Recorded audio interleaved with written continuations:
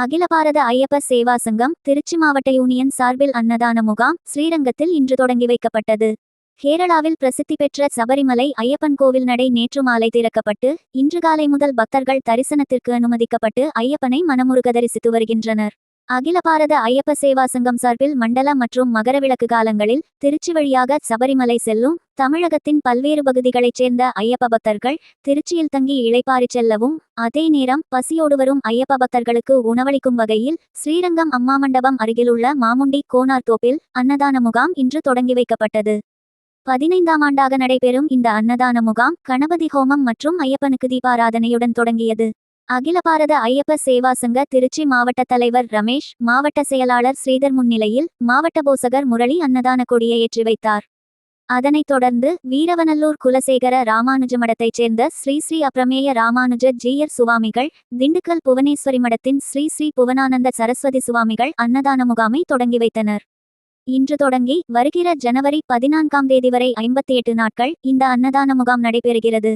ஐயப்ப பக்தர்களுக்கு சுவையான காலை உணவு மற்றும் இரவு உணவு வழங்கப்பட்டதால் ஏராளமான ஐயப்ப பக்தர்கள் மட்டுமன்றி ஸ்ரீரங்கம் கோவிலுக்கு செல்லும் பக்தர்களும் மனதார பசியாறிச் சென்றனர்.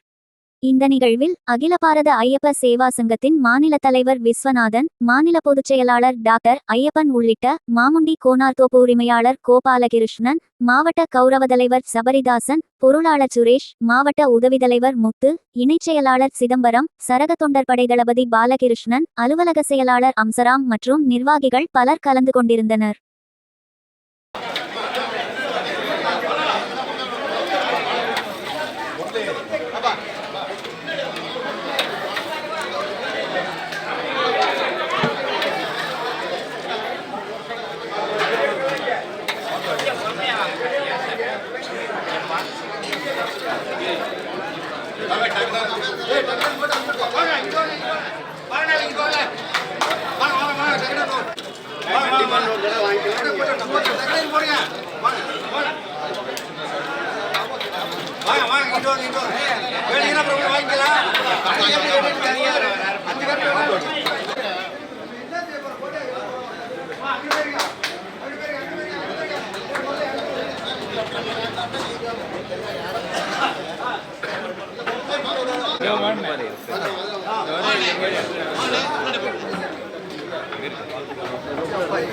போட்டு எனக்கு போடுறதுக்கு